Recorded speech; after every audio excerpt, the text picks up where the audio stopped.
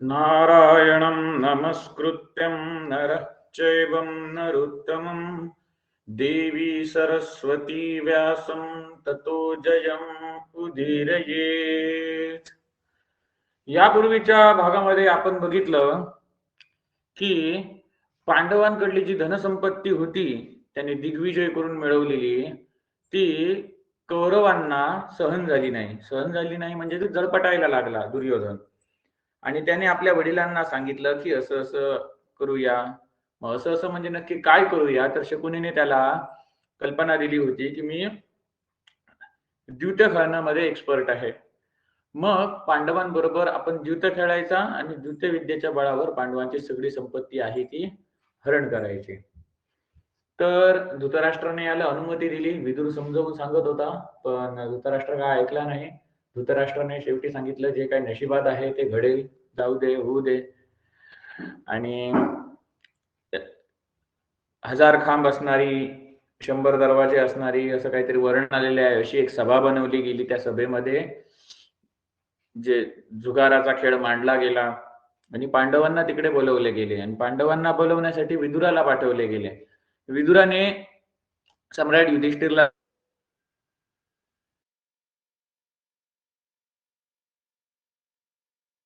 वेळी कपट केले गेले होते. मग विदुरानेच वाचवले होते ना युधिष्ठिरला आणि म्लेच्छच्या वाचेत सांगून, ज्याप्रमाणे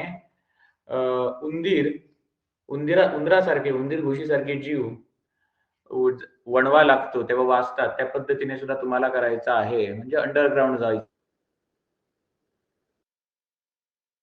होते की हे असे अस्त्र आहे, असं एक शस्त्र आहे जे लोखंडाचं बनलेलं नाही आहे, पण ते खूप घातक आहे, विनाश करते. ते म्हणजे काय? अग्नी, आग.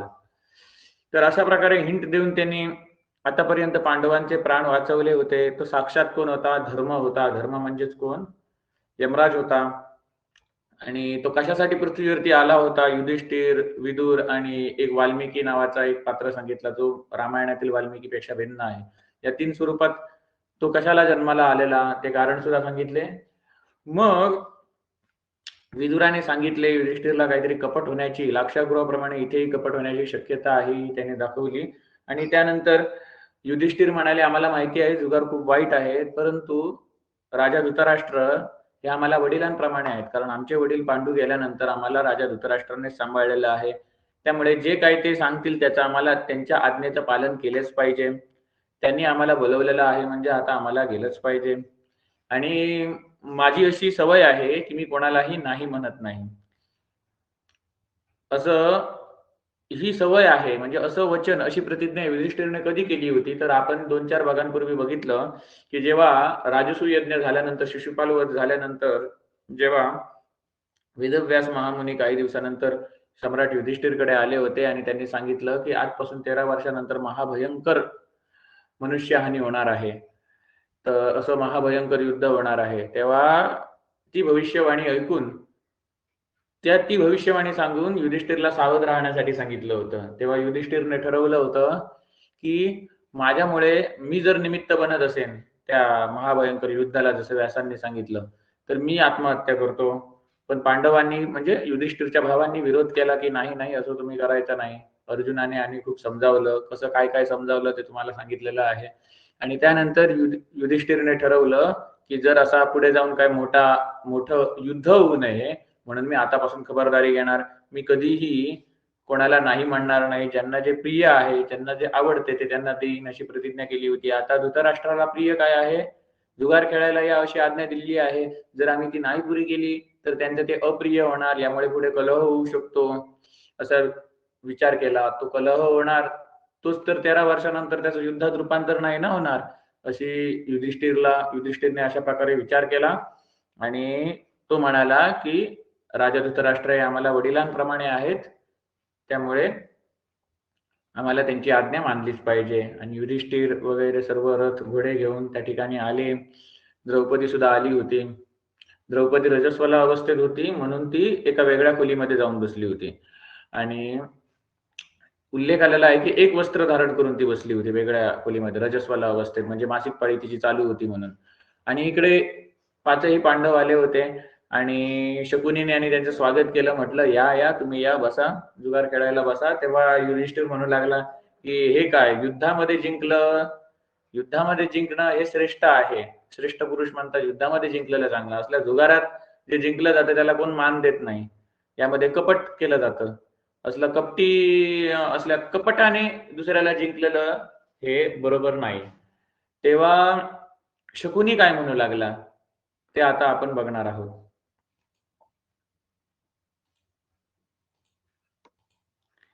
जेव्हा युधिष्ठिर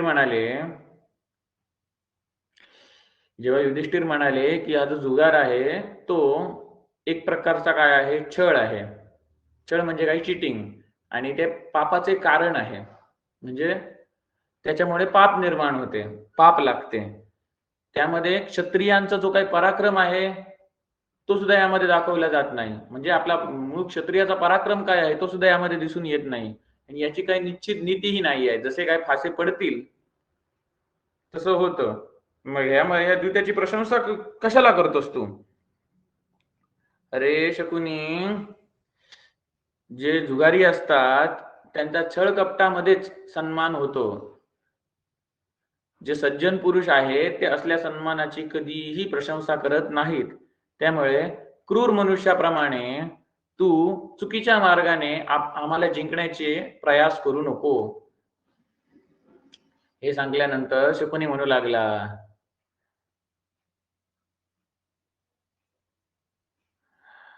अरे जिस अंक पर पासा पड़ता है उसे जो पहले ही समझ लेता है, जो शठता का प्रतिकार करना जानता है एवं पासे फेंकने आदि समस्त व्यापारों में उत्साहपूर्ण लगा रहता है, तथा जो परम बुद्धिमान पुरुष द्वितीय क्रीड़ा विषय सब बातों की जानकारी रखता है, वही जुए का असली खिलाड़ी है. वह द्वितीय क्रीड़ा में दूसरों को सारी शठतापूर्व चेष्टाओं को सह लेता है. शकुनी म्हणू लागला, अरे बाबा फासे कसे टाकायचे असतात, समोरच्याने जे काही पणाला लावलं आहे ते कशा प्रकारे जिंकायचं, ही एक कला आहे. तू कपट म्हणतोस ना, ही एक कला आहे सांगतात. हे ज्याला ज्ञान आहे, ही जी कला आहे ती बुद्धिमान पुरुषाला असते. आणि ही जी माहिती ज्याला असते तोच जुगाराचा खरा खेळाडू आहे. तो या जुगारामधली जी सगळी शठतापूर्ण म्हणजे काय, कपटाने भरलेल्या प्रयासांना तो सहन करू शकतो. अशा प्रकारे शकुनी सांगू लागला. फासे कसे फेकायचे त्याचा सुद्धा एक अभ्यास असतो, असं शकुनी सांगू लागला. आता पुढे सांगतो, अरे कुंतीनंदन युधिष्ठिरा, जर फासा आहे तो विपरीत पडला तर दोन पक्षांमधल्या एका पक्षाला पराभूत व्हावे लागते. एका पक्षाला पराभूत करतो फासा जर विपरीत पडला तर. आणि हे जय पराजय आहे ते दैवाच्या अधीन आहे. दैवाच्या अधीन म्हणजे काय, नशिबात आहे तसं घडणार. त्यामुळे पराजय जय असं होतच. कधी कधी पराजय रूपी दोषाची प्राप्ती होते. आता आम्ही सुद्धा हरू शकतो बरोबर, तरी पण आम्ही खेळतो ना.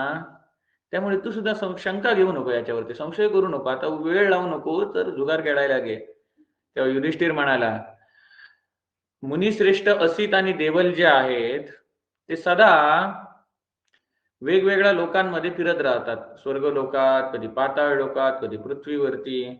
आणि ते म्हणतात, त्यांनी सांगितलेलं आहे, मुनिश्रेष्ठ असित आणि देवलांनी सांगितलेलं आहे की जुगाऱ्यांमध्ये जो काही कपटपूर्ण जो जुगार खेळला जातो ते पाप आहे. आणि धर्मानुकूल जी विजय आहे, दुसऱ्याला जर जिंकायचं आहे ना तर युद्धाने त्याला जिंका, जुगाराने नाही. युद्धाने त्याला जर तुम्ही जिंकलं, युद्ध करून जर तुम्ही जिंकलं तर ते धर्मानुकूल आहे. क्षत्रियांसाठी युद्ध करून जिंकणं हे उत्तम आहे, जुगार खेळून जिंकणं हे नाही. असं कोणी सांगितलं, असित आणि देवल या महात्मांनी सांगितलेलं आहे, मुनिश्रेष्ठ महात्मांनी सांगितलेलं आहे. पुढे युधिष्ठिर सांगतो की श्रेष्ठ पुरुष जे असतात की ते कधी कोणाबद्दल अनुचित शब्द बोलत नाहीत किंवा कपटपूर्ण वर्ताव करत नाहीत.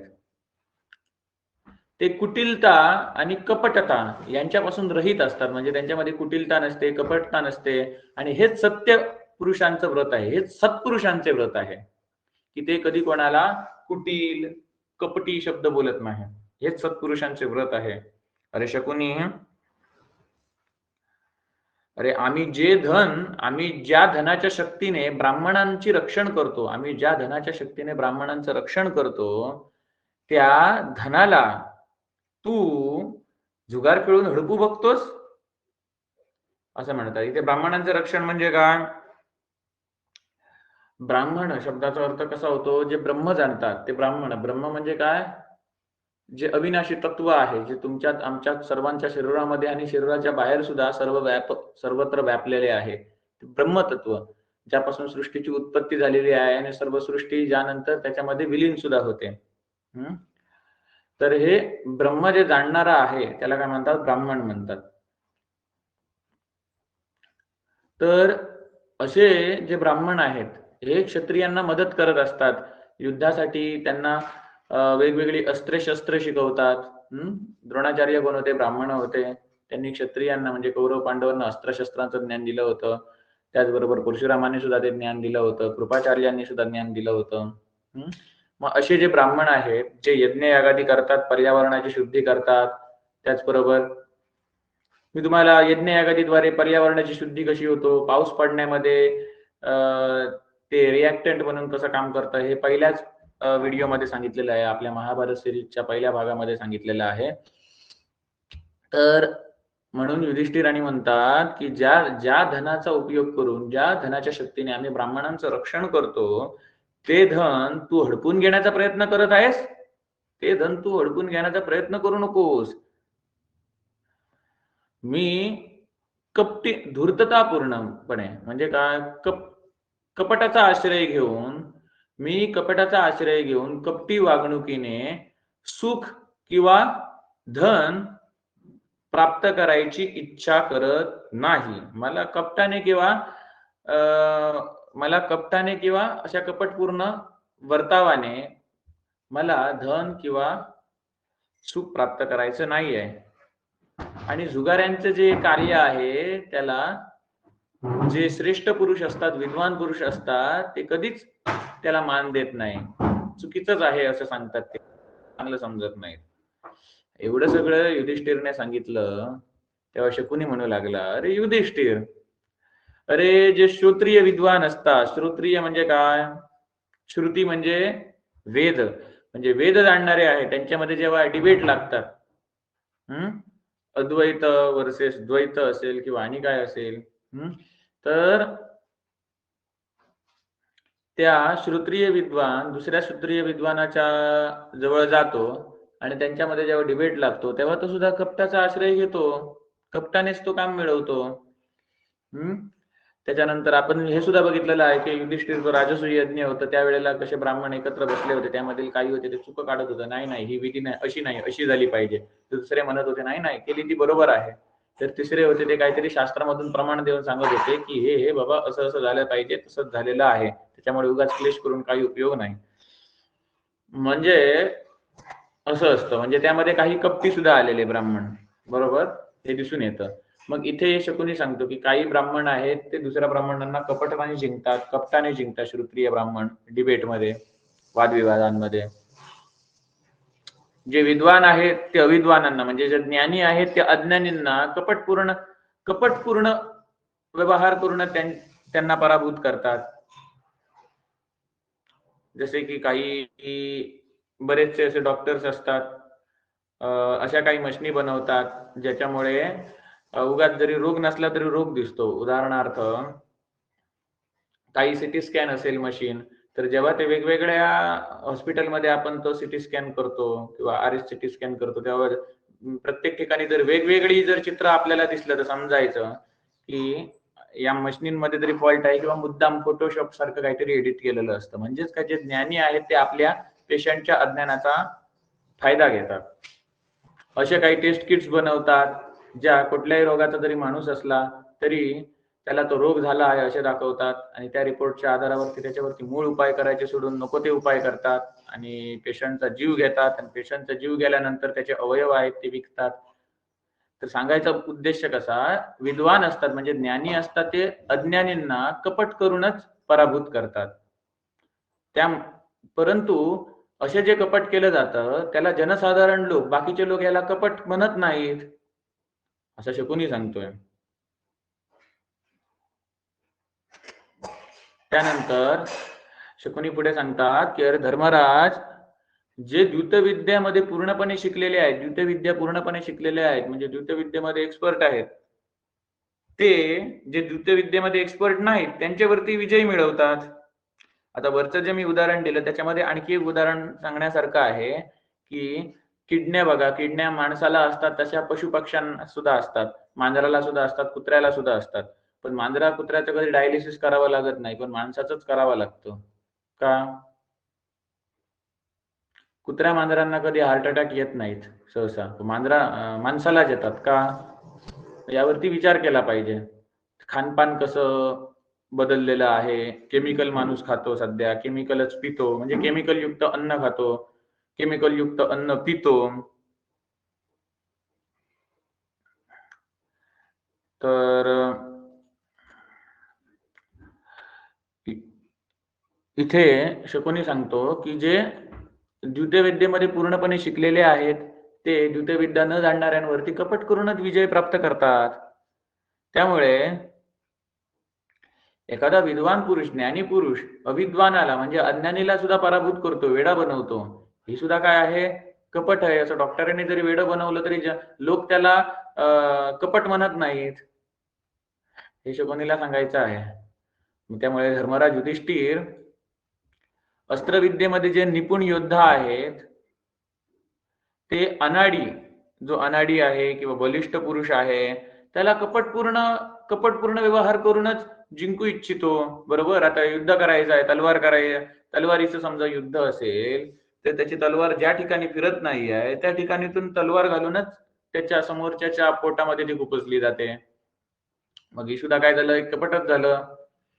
मग अशा प्रकारे शकुनी समजावून सांगायचा प्रयत्न करतोय की हा जुगार, हे बाकीचे इतके इतके कपट करतात त्याला तू कपटी म्हणत नाहीस, फक्त तू जुगारालाच कपटी का म्हणतोस, असं शकुनीला सांगायचं आहे.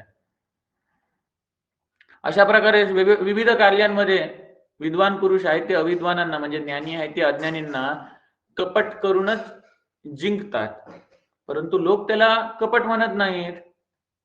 त्यामुळे तुम्ही जर माझ्याकडे येऊन, युधिष्ठिरला सांगतो, तुम्ही जर माझ्याकडे येऊन माझ्याद्वारे तुमच्यावरती जर कपट केलं जाईल असं जर तुला वाटत असेल, म्हणजे मी जर तुमच्यावरती काहीतरी कपट कारस्थान करणार असं जर तुम्हाला वाटत असेल तर आताच्या आता तुम्ही खेळू नका, जा तुमच्या इंद्रप्रस्थला, असं शकुनीने सांगितले. तर युधिष्ठिर म्हणाला, अरे राजन, आता शकुनी सुद्धा राजा होता ना तिकडे अफगाणिस्तानच्या तिकडे गांधार प्रदेशाचा. तेव्हा युधिष्ठिर म्हणाला, राजा शकुनी, मला जर कोणी बोलवलं तर मी पाठी फिरत नाही, हे माझं निश्चित व्रत आहे आणि दैव आहे, म्हणजे नशीब आहे ते खूप बलवान आहे. त्यामुळे मी सुद्धा नशिबाच्या वशामध्ये आहे, म्हणजे नशिबात आहे तसं घडत जाणार. त्याच्यामुळे आता मला सांगा की इथे जेवढे कोण जमलेले आहेत त्यामध्ये जुगार कोण खेळणार आहे, माझ्या विरोधात कोण काय काय पणाला लावणार, याचा निश्चय करा आणि तो निश्चय केल्यानंतरच आपण या जुगार खेळायला सुरुवात करू. तेव्हा दुर्योधन म्हणाला, महाराज, जे पणाला लावायचं आहे जे धन आणि रत्न मी देणार, आणि माझ्या परीने फासे टाकणार आहेत ते म्हणजे माझे मामा शकुनी. ते युधिष्ठिर म्हणाले, अरे पणाला लावणार एक आणि फासे फेकणार दुसरं, हे अनुचित प्रतीत होतंय, अनुचित आहे. अरे विद्वान दुर्योधना, हे तू जाणून घे आणि त्यानंतर तू जुगार खेळायला सुरुवात कर. पुढच्या श्लोकमध्ये वैशंपायन राजा जन्मेजयला सांगतात कि राजन, जब जुए का खेल आरंभ होने लगा उस समय राजा लोग धृतराष्ट्र को आगे करके उस सभा में आए. मग आता इथे युधिष्ठिरने जो काही प्रश्न विचारला त्याचं उत्तर आलेलं नाहीये.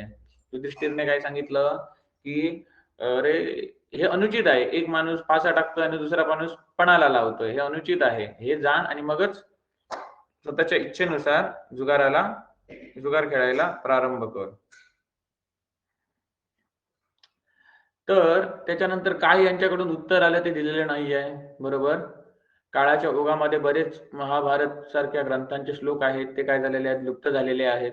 तरी गीता प्रेस सारख्या संस्थांनी, Bhandarkar oriented research and institute, ज्याला बोरी क्रिटिकल एडिशन म्हणतात, ते त्यांनी एकत्र करून आपल्या समोर जेवढं काही त्यांना उपलब्ध झालं ते दिलेलं आहे. त्यामुळे याचं जे काही उत्तर दिलं त्यांनी शकुनीने किंवा दुर्योधनाने ते इथे आलेलं नाही आहे. कदाचित ते श्लोक काळाच्या ओघात नष्ट झाले आहेत, लुप्त झालेले आहेत. मग पुढचा अध्याय सुरू होतो ज्यामध्ये द्वितीय क्रीडेला आरंभ झालेला आहे आणि त्यामध्ये धृतराष्ट्राला पुढे करून वेगवेगळे राजा द्यूतसभेमध्ये आले होते. त्या ठिकाणी कोण कोण उपस्थित होते? भीष्म, द्रोणाचार्य, कृपाचार्य, परमबुद्धिमान विदुर हे जे होते यांना खूप वाईट वाटत होतं, असंतुष्ट होतं. त्यांच्या मनाला खूप वाईट वाटत होतं आणि ते धृतराष्ट्राच्या पाठीपाठी चालत चालत त्या ठिकाणी आले. कोण कोण? भीष्म, द्रोण, कृपाचार्य आणि विदुर यांना खूप वाईट वाटत होतं. आता तिथे सिंहासारखा गळा असणारे असा उल्लेख आलेला आहे. म्हणजे काय? जबरदस्त जाडा गळा असणारे सिंहासारखा. काही ठिकाणी असा उल्लेख होतो की सिंहासारखे खांदे असणारे. तर असे राजा लोक कितीतरी सिंहासारखे म्हणजे खरोखर सिंहासारखा केसावाला गळा किंवा सिंहासारखे केसावाले हात असा उल्लेख नाही. तर तिथे अलंकार वापरला गेलेला आहे वर्णन करण्यासाठी. त्यांची ताकद कशी होती ती वर्णन करण्यासाठी. अशा प्रकारे मोठमोठे राजे आले होते आणि त्यांना एका आसनावरती वेगवेगळं बसवून ठेवलं होतं आणि ते सगळे सिंहासनावरती बसले. जुगार बघायला आले होते ते.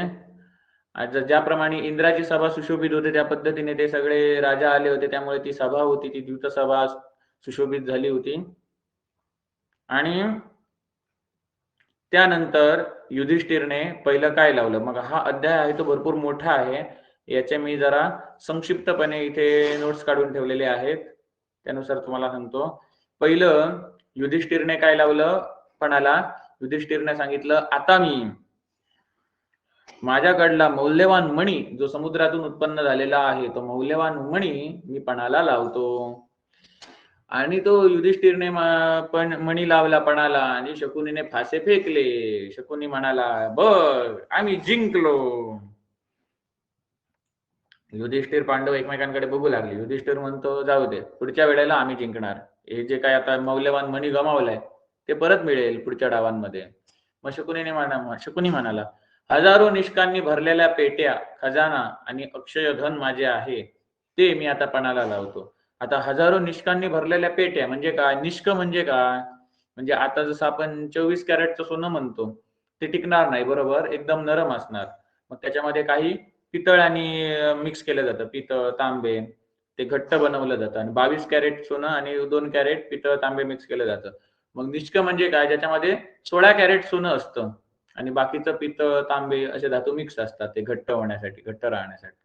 अशा हजारो निष्कांनी भरलेल्या पेट्या होत्या ज्यामध्ये खजाना होतं, अक्षय धन होतं. अक्षय म्हणजे कधीही न संपणारं, कधीही क्षय न होणारं धन.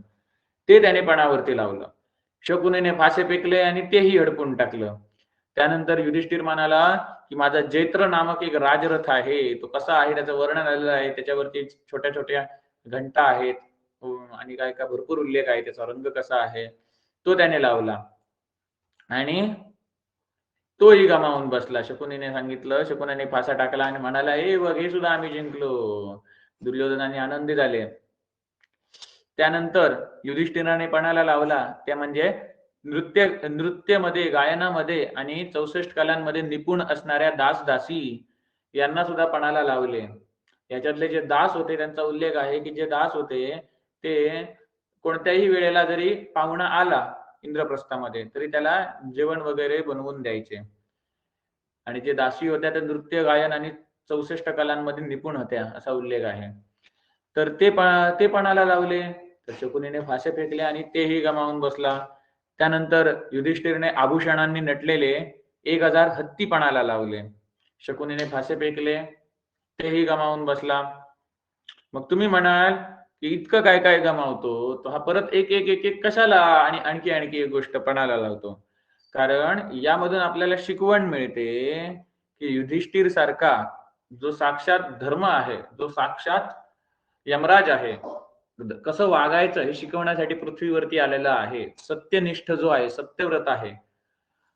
युधिष्ठिर सारखा सत्यव्रत मनुष्य सुद्धा, युधिष्ठिर सारखा महान आत्मा, महात्मा सुद्धा जुगाराच्या नादामध्ये इतका गुंतला जाऊ शकतो की पुढे जाऊन जाऊन तो धनसंपत्ती सहित आपल्या पत्नीला सुद्धा पणावरती लावेल.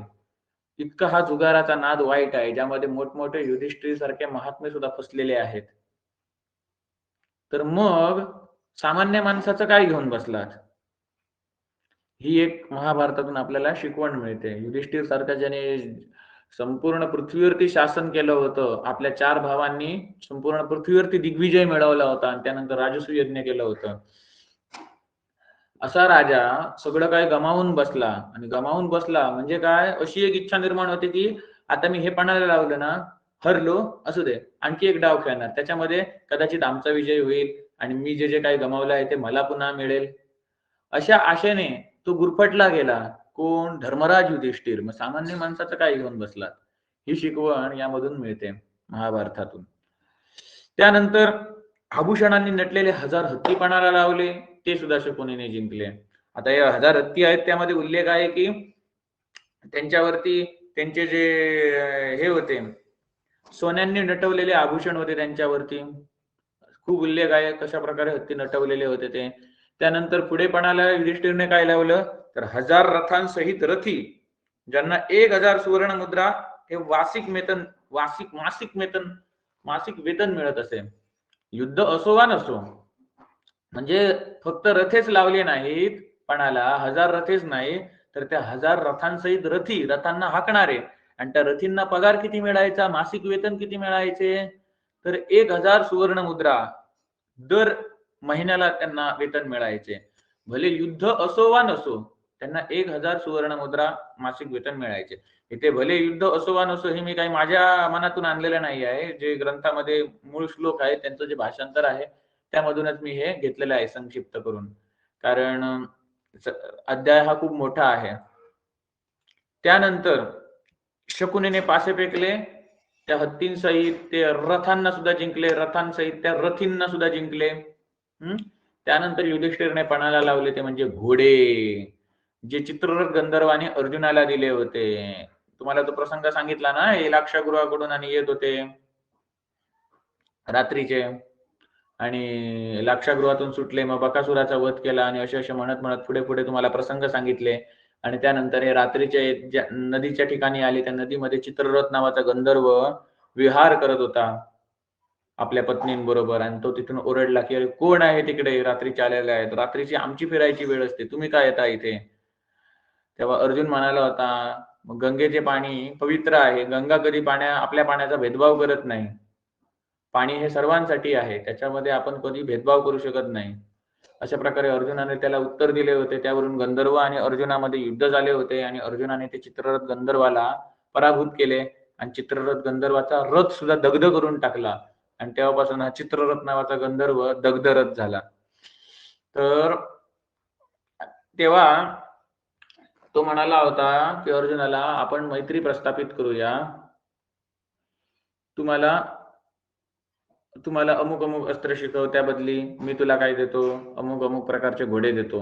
मग ते घोडे म्हणजे हे, मग त्या घोड्यांची विशेषता काय आहे, किती स्पीड आहे, हे सगळं तुम्हाला त्या भागामध्ये मी सांगितलं होतं त्या अध्यायामध्ये. मग ते घोडे जे अर्जुनाला मिळाले होते ते युधिष्ठिरने आता पणाला लावले, शकुनीने फासे टाकले, तेही घोडे जिंकले, पांडव ते घोडे गमावून बसले. त्यानंतर 1000 श्रेष्ठ रथ आणि छकडे म्हणजे काय, रथाच्या जर पुढच्या घोडे काढून टाकले, का जे उरलेला भाग असतो त्याला छकडे म्हणतात. बैलगाडीचा जर बैल बाजूला काढून ठेवले तर जेवढा उरलेला भाग असतो त्याला छकडे म्हणतात. मग तसले 1000 लावले छकडे, श्रेष्ठ रथ लावले, शकुनीने फासे फेकले, तेही झालं, म्हणजे पांडव हरले म्हणजे ते 1000 श्रेष्ठ रथ आणि छकडे सुद्धा हरले. प्रत्येक वर्णातून निवडलेले शूरवीर 60,000 योद्धे जे दूध पितात व शाली भात खातात. मग इथे म्हटलेलं आहे की जे योद्धे युधिष्ठिरने पणाला लावले, युद्धामध्ये लढणारे योद्धे. आता युद्धामध्ये लढणारे योद्धे सगळेच काय क्षत्रिय असायचे का? राजा क्षत्रिय असायचे मान्य आहे, पण जे बाकीचे जे पादचारी सैनिक असतील किंवा जमिनीवरती राहून युद्ध करणारे असतील किंवा इतर जे महारथी असतील ते सगळेच क्षत्रिय नव्हते, तर वेगवेगळ्या वर्णातून निवडलेले होते. काही ब्राह्मण होते, जसे द्रोणाचार्य, अश्वत्थामा, हे सुद्धा युद्ध करायचे. क्षत्रिय सुद्धा तर असणारच, काही वैश्य होते तर काही शूद्र सुद्धा होते. शूद्र चारही वर्णातून योद्धे निवडले जायचे, शूरवीर जे पण आहेत ते. युद्धासाठी कोणामध्ये भेदभाव केला जायचा नाही. आजच्या प्रमाणे आर्मीमध्ये जायचं असेल ते एवढीच हाईट पाहिजे, एवढीच छाती पाहिजे, एवढी नाही म्हणून तुला तिथे ऍडमिशन मिळणार नाही, अशा प्रकारचं काही तेव्हा नियम नव्हते. ज्यांना आवड आहे, देशासाठी ज्यांना खरोखर काहीतरी करायचं आहे, देशासाठी जे आपल्या जीवाची सुद्धा पर्वा करत नाहीत, अशा देशभक्तांना युद्धामध्ये त्यांना ट्रेनिंग दिलं जायचं, त्यांना मार्गदर्शन केलं जायचं. त्यांना तुमची छाती एवढी नाही, तुमची हाईट एवढी नाही म्हणून तुम्हाला इथे ऍडमिशन मिळणार नाही कोर्समध्ये, असं काही त्यांना सांगितलं जायचं नाही. तर प्रत्येक वर्णातून निवडलेले शूरवीर असे 60,000 योद्धे, असे 7,000 योद्धे, हे 60,000 योद्धे काय खायचे? ते दूध प्यायचे आणि शाली भात खायचे. मग इथे हा तुम्हाला श्लोक आता मुद्दा म्हणून दाखवतो. 29च्या आसपास कुठेतरी तो श्लोक आहे, बघूया.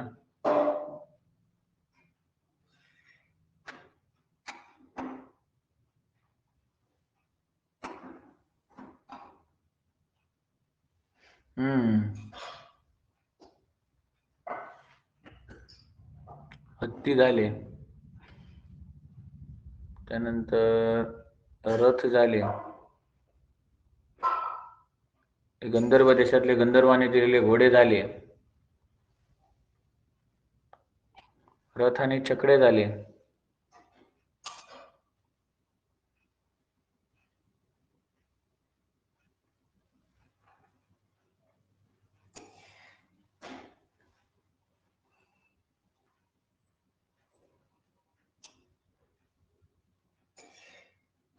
युद्ध कुठे गेले? हा, हे बघा,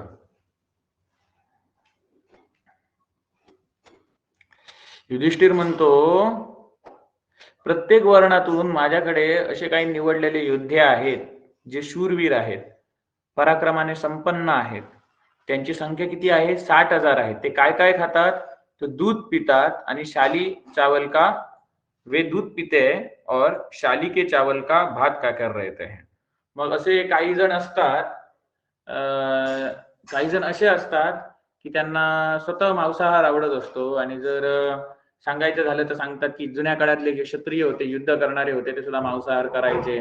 जर त्यांनी मांसाहार जर केला नाही तर समोरच्या वरती म्हणजे क्रोध कसा निर्माण होणार, समोरच्याला पराभूत कसे करणार, मग त्यांना घाबरणार ते, अशा प्रकारे बोलतात. पण भीमसेन असेल, अर्जुन असेल, पांडव असतील, कौरव असतील, हे म्हणजे काय, उच्च कुळातले राजे आहेत. त्याचप्रमाणे सोमवंशातले प्रभू श्री रामचंद्र असतील, यांच्या आहारामध्ये कुठेच मांसाहाराचा उल्लेख आलेला नाही आहे. वाल्मिकी रामायण मधून सुद्धा श्लोक दाखवू शकतो. जेव्हा प्रभू श्री रामचंद्र हे वनवासात राहायचे तेव्हा काय काय खायचे ह्याचा सुद्धा उल्लेख आलेला आहे. त्यामध्ये सगळा फलाहारच होता, अजिबात मांसाहार नव्हता. त्याचप्रमाणे पांडवांकडे जे पुढे जाऊन वनवासाच्या वेळी सूर्यदेवाकडून जे अक्षय पात्र मिळणार आहे त्यांना, त्यामध्ये सुद्धा ज्या कोणकोणत्या प्रकारचे पदार्थ त्यामध्ये यायचे, त्यामध्ये सुद्धा शाकाहारी अन्नाचाच उल्लेख आलेला आहे. त्याचबरोबर 18व्या शतकातील एक पाककलेवरती आधारित एक पुस्तक आहे, त्यामध्ये सुद्धा संपूर्ण सात्विकच आहार आहे, मांसाहाराचा कुठेही उल्लेख नाही आहे. आणि कांदा लसूणचा सुद्धा त्या पाककलेच्या औषधामध्ये, पाककलेच्या पुस्तकामध्ये उल्लेख नाही आहे, जे 18व्या शतकातला आहे ते. तर सांगायचा उद्देश कसा, इंग्रज वगैरे आले आणि त्यांनी काय केलं, इकडेच सगळं दूषित केलं. शिक्षण व्यवस्था सुद्धा दूषित केली, अन्न व्यवस्था सुद्धा दूषित केली. खरा इतिहास असा आहे की इंग्रज यायचे आणि जे राजपूत घराण्यातले आणि आहेत क्षत्रिय, त्यांना काय सांगायचे, तुम्ही आमच्या देशामध्ये या, तिकडे तुम्हाला आम्ही मोठ्या पगाराची नोकरी देऊ. आणि हे राजपूत आणि इंग्लंडमध्ये गेले आणि तिथे त्यांना मद्य, मांस, जुगार, परस्त्री यांचा नाद लावला. आणि नाद लावल्यानंतर त्यांना पुन्हा भारतात आणून सोडले गेले. आणि तेव्हापासून जे राजपूत जातीतले जे क्षत्रिय होते ते मोठेपणाने सांगू लागले की आम्ही क्षत्रिय आहोत, आम्हाला शिकार करायचा अधिकार आहे. आता पांडवांच्या काळातले शिकार करायचे ते का, युद्धाच्या प्रॅक्टिससाठी, पण शिकार केलेल्याचं मांस खायचं नाही, त्यांना प्रमाण असायचं शिकार करणारा. आणि हे शिकारीच्या नादाने बऱ्याच जणांना शाप सुद्धा मिळालेला आहे. महाराज पांडू असेल आणि असे भरपूर असतील, राजा दशरथ असतील, कारण पापकृत्य आहे त्याचं फळ कधी ना कधी मिळतच. पण युद्धाच्या प्रॅक्टिससाठी म्हणून जे शिकार करतात ते क्षत्रियांसाठी धर्मयुक्त आहे, कारण ते एक प्रॅक्टिस साठी म्हणून करतात, पण त्याला एक मर्यादा आहे. पण शिकार जरी त्यांनी केली तरी ते मांस खायचं त्या पशुचं असा कुठेही उल्लेख नाही आहे. आणि प्रभू श्री रामचंद्रांचं सांगितलं मगाशी, जेव्हा प्रभू श्री रामचंद्र वनवासाला आले होते तेव्हा जो तिथल्या वनामध्ये राहणारा जो नाविक होता तो मिळाला, आणि त्याच्यानंतर एक वनामध्ये राहणारा एक राजा मिळाला, आदिवासांप्रमाणे तो होता. त्याचे नाव काय ते मी विसरलो. मग त्याने प्रभू श्री रामचंद्रांना जे काही अन्न दिलं होतं खायला आल्या ते काय होतं, त्यामध्ये सगळी फळे होती, शाकाहारी आहार होता. जर हे जे क्षत्रिय आहेत सोमवंशातले, सूर्यवंशातले, इक्ष्वाकू वंशीय जे क्षत्रिय आहेत किंवा चंद्रवंशीय सोमवंशीय क्षत्रिय आहेत, ते जर मांस खाणारे असते तर तो काही जंगलातला आदिवासींचा राजा होता, तो मांस वगैरे आणून त्यांच्या पुढे ठेवणार होता ना. प्रभू श्री रामचंद्रांचं आगमन होत आहे, तिथे सुद्धा मांसाचा उल्लेख नाही, सगळे शाकाहारी पदार्थ आहेत.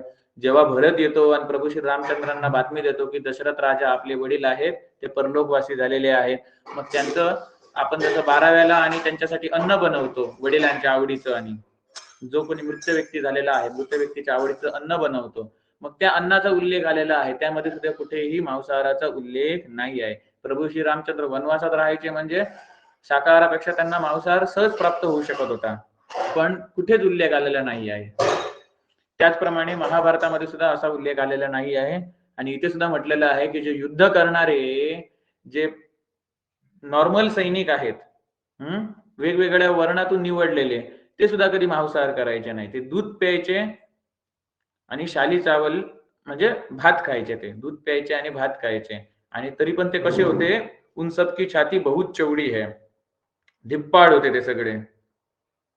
आणि अशा प्रकारचे हे सगळे पराक्रमी शूरवीर मी आता पणाला लावतो, असं युधिष्ठिर सांगतोय.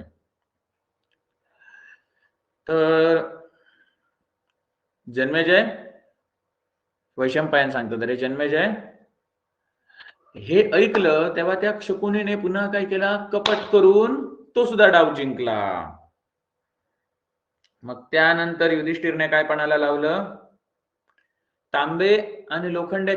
तांब्याने आणि लोखंड्याने बनलेल्या अशा पेट्या ज्यामध्ये 5 द्रोण मावतील एवढं सोनं भरलेलं आहे, आणि ते सोनं तापवून शुद्ध केलेलं आहे, ज्याची किंमत ठरवणे अशक्य आहे.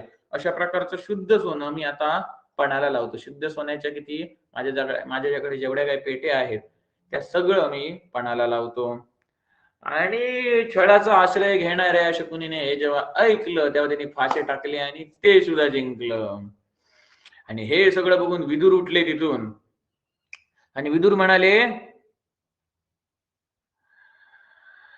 भरतकुळ तिलक महाराज धृतराष्ट्र, अरे ज्याप्रमाणे मरायला टेकलेल्या रोगीला औषध बरं वाटत नाही, त्याप्रमाणे मी आता जी काही शास्त्रसंमत गोष्ट तुम्हाला सांगणार आहे ती तुम्हाला आवडणार नाही, हे मी तुम्हाला आताच सांगतो, तरी पण तुम्ही ऐका. या भरतवंशाचा विनाश करणारा हा दुर्योधन जेव्हा आईच्या गर्भातून बाहेर आला होता, म्हणजे याचा जेव्हा जन्म झाला होता, तेव्हा तो लांडग्याप्रमाणे जोराजोरात ओरडू लागला होता. आणि हा निश्चितच तुमच्या विनाशाचा, या कुळाच्या विनाशाचा कारण बनणार आहे, कुळाच्या विनाशाचे कारण बनणार आहे. अरे राजा धृतराष्ट्र, या दुर्योधनाच्या रूपाने तुझ्या घरामध्ये लांडगा निवास करत आहे, हे लक्षात ठेव. परंतु पुत्रप्रेमामुळे, मोहामुळे तुम्ही हे जाणत नाही आहात, तुम्ही समजून घेत नाही आहात. याच्यासाठी मी तुम्हाला एक शुक्राचार्यांची नीती ऐकवतो, ती ऐका. शुक्राचार्यांची नीती ऐकवतो. ज्याप्रमाणे मधु विकणारा म्हणजे मध विकणारा मनुष्य जेव्हा झाडावरती त्या मधाचं जे पोळं असतं ते काढायला जातो, तेव्हा एकतर त्याला तर पोळं तरी मिळतं, मध तरी मिळतं, किंवा तो त्या मधाच्या लोभाने तो उंचावरून खाली तरी पडतो. त्याच प्रकारे हा दुर्योधन सुद्धा त्या जुगाराच्या नशेने इतका उन्मत्त झालेला आहे की त्या मधुमत्त पुरुषाप्रमाणे हा सुद्धा आपल्यावर येणाऱ्या संकटाला बघत नाही आहे. ज्याप्रमाणे मधाला प्राप्त करणारा मनुष्य आपल्या संकटाला बघत नाही की मी इतक्या उंच जातो, ते काढताना जर मला व्यवस्थित प्राप्त नाही झालं तर मी खाली पडणार किंवा मला पुढे धोका आहे, ते बघत नाही. त्याला लोभ झालेला असतो, हे मध मला कधी प्राप्त होतं. त्याचप्रमाणे या दुर्योधनला लोभ झालेला आहे. आणि हे काय बरोबर नाही. हा त्या मधुमत्त पुरुषाप्रमाणे आपल्यावर येणाऱ्या संकटाला हा जाणत नाही आहे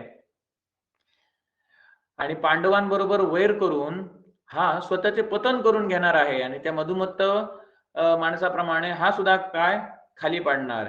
ही गोष्ट तो समजूनच घेत नाही आहेत. अरे महाप्राज्ञ धृतराष्ट्राला सांगतात की महाप्राज्ञ प्रज्ञाचक्षु हे शब्द धृतराष्ट्राला आलेले आहेत. म्हणजे काय, ज्याची प्रज्ञा आहेत, ज्याचे डोळे आहेत, असं. प्रज्ञा म्हणजे बुद्धी म्हणजे बुद्धीने विचार करणारा, असं विदुर सांगतात. म्हणजे त्याला एक प्रकारे प्रेरणा देतात की तुम्ही बुद्धीने विचार करा. महाप्राज्ञ, मला माहिती आहे, मला हे माहिती आहे की भोजवंशी एका राजाने पूर्व काळात भोजवंशी एका राजाने त्याचा मुलगा जो चुकीच्या मार्गावर चालत होता, त्या मुलग्याचा त्याने स्वतःच्या पुत्राचा त्याग केला होता. म्हणजे चुकीच्या मार्गावर चालणाऱ्या मुलाचा त्याग करणारा एक भोजवंशी राजा होऊन गेलेला आहे. त्याचप्रमाणे अंधक वंशी, त्याचप्रमाणे यदुवंशी आणि भोजांनी या सर्वांनी मिळून काय केला होता, कंसाचा त्याग केला होता. कंसाला ते राजा म्हणून स्वीकार करत नव्हते आणि त्याच कंसाला त्या सर्व लोकांच्या आज्ञेने, सगळ्या लोकांच्या आदेशाने, सर्व लोकांच्या विनंतीने त्या कंसाला शत्रुघाती श्रीकृष्णाने मारून टाकलं होतं. त्याचप्रमाणे जेव्हा कंसाला मारून टाकलं होतं त्यावेळेला सगळे जे बंधू बांधव, यादव होती, प्रजा होती, ती सगळी सुखी झाली होती. आणि जर तुम्ही आज्ञा दिलात, आता आज्ञा द्या, आता जर तुम्ही आज्ञा द्याल तर हा सव्यासाची अर्जुन आहे तो या दुर्योधनाला बंदी करून घेऊन जाईल. आणि हा जर दुर्योधन, हा पापी दुर्योधन हा जर कैद झाला तरच उरलेले जे कौरव आहेत, म्हणजे उरलेले जर तुमचे पुत्र आहेत, त्यांना सुख आणि आनंद मिळेल, ते सुखात आणि आनंदात राहतील. हा दुर्योधन आहे, धृतराष्ट्र राजा ऐका, हा दुर्योधन आहे तो कावळा आहे आणि पांडव आहेत ते मोर आहेत. या कावळ्याला बघून, ह्या कावळ्याला देऊन टाका तुम्ही, त्याच्या बदल्यात हे मोर, सुंदर पंखांवाले मोर खरेदी करा. या कावळ्याला देऊन टाका आणि सुंदर पंखांवाले मोर खरेदी करा. या ह्या लांडग्याला देऊन टाका आणि त्याच्या ऐवजी पांडव रूपी सिंहाला तुमच्याकडे पाळा. पांडव रूपी सिंहाला तुमच्याकडे ठेवा आणि या लांडग्याला देऊन टाका. अशा प्रकारे विदुर सांगू लागले. त्यामुळे शोकामध्ये फुकटचे तुम्ही शोक करत बसू नका, शोकामध्ये बुडून राहू नका, आपले प्राण देऊ नका, उगाच जीव देऊ नका, मी सांगितलं ते करा. आता हा एक महत्वाचा श्लोक आहे. संपूर्ण कुळाच्या भलाईसाठी एका मनुष्याचा त्याग केलेला उत्तम आहे. एका गावाच्या हितासाठी एका कुळाचा त्याग केलेला उत्तम. देशाच्या भलाईसाठी एका गावाचा त्याग केलेला उत्तम आणि स्वतःच्या उद्धारासाठी म्हणजे आत्माच्या उद्धारासाठी संपूर्ण पृथ्वीचा त्याग केलेला उत्तम. म्हणजे याचा अर्थ काय आहे, जसं तुम्ही आंब्याच्या पेटीमध्ये बघता की एक आंबा जर कुसलेला असेल तर जो आपण तसाच ठेवला, त्याचा त्याग नाही केला, तर तो बाकीच्या आंब्यांना सुद्धा कुसवून टाकतो. मग जर कुसलेल्या आंब्याचा आपण त्याग केला, त्याला काढून टाकलं, तर बाकीचे आंबे आहेत ते वाचतात. त्याप्रमाणे कुळाच्या भलाईसाठी त्या कुळामधला एक कोणतरी असा माणूस असतो कुसक्या आंब्यासारखा, तो बाकीच्यांना सुद्धा बिघडवतो. त्या एका माणसाचा त्याग केलेला चांगला कुळाच्या भलाईसाठी.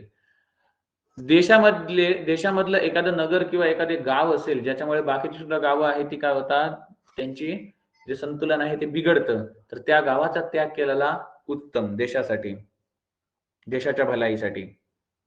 आणि स्वतःच्या उद्धारासाठी, आत्माच्या उद्धारासाठी, जे अनात्मा आहे म्हणजे आत्मा म्हणजे अविनाशी तत्व, त्या अविनाशी तत्वाच्या उद्धारासाठी जे नश्वर आहे, सारी पृथ्वी का म्हणजे का, त्या पृथ्वीवरची ज्या ज्या काही नश्वर गोष्टी आहेत त्याचा त्याग करणे उत्तम. कशासाठी, तर आत्माच्या स्वतःच्या उद्धारासाठी. तर पुढे विदुर सांगतात की सगळ्यांच्या मनोभावांना जाणणारे आणि शत्रूंसाठी भयंकर असणाऱ्या शुक्राचार्यांनी जंभ नामक दैत्याचा त्याग जंभ नामक दैत्याचा त्याग करताना मोठमोठ्या असुरांना एक गोष्ट सांगितली होती. ती गोष्ट अशी की एका वनामध्ये काही पक्षी राहत होते आणि ते पक्षी आपल्या मुखातून सोनं टाकायचे, आपल्या मुखातून सोनं ओकायचे ते. आणि एक दिवशी त्यांना एका राजाने बघलं आणि त्या राजाला वाटलं की हे पक्षी आहेत त्यांना आपल्या जवळ पाळूया, काही ना काहीतरी खायला देऊया, ज्यामुळे आपल्याला सोनं मिळत जाईल. मग राजाला ते सोनं मिळू लागलं. पण राजाने ठरवलं हे एवढं जर सोनं उगत असतील तर या पक्ष्यांच्या आतमध्ये किती सोनं असणार. मग या पक्ष्यांना आपण काय करूया, मारून टाकूया. म्हणून त्या राजाने त्या पक्ष्यांनाच मारून टाकलं. बघितलं तर त्याला काही आतमध्ये सोनं मिळालं नाही. म्हणजे लोभामुळे जे होतं ते त्याने नाही करून टाकले. हीच गोष्ट तुम्हाला शाळेत कदाचित सोन्याची कोंबडी, सोन्याची अंड देणारी कोंबडी म्हणून दाखवली असेल, ज्यामध्ये जो मालक असतो तो अंडी विकत असतो. परत इथे मांसाहाराचा प्रचार करण्याचा प्रयत्न केलेला आहे. मूळ गोष्ट अशी आहे की जे पक्षी होते ते सोन्याची अंडी देत नव्हते, तर तोंडामधून सोनं उगत होते.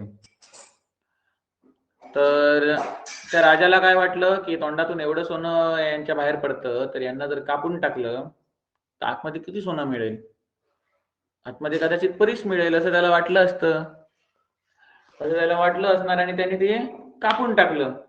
पक्ष्यांची हत्या केली. आणि शेवटी त्याला काही जे पक्ष्यांमुळे मिळणार होतं सोनं ते सुद्धा नाही झालं. उस राजा को एक साथ बहुत सा सुवर्ण पा लेने की इच्छा थी. उपभोग के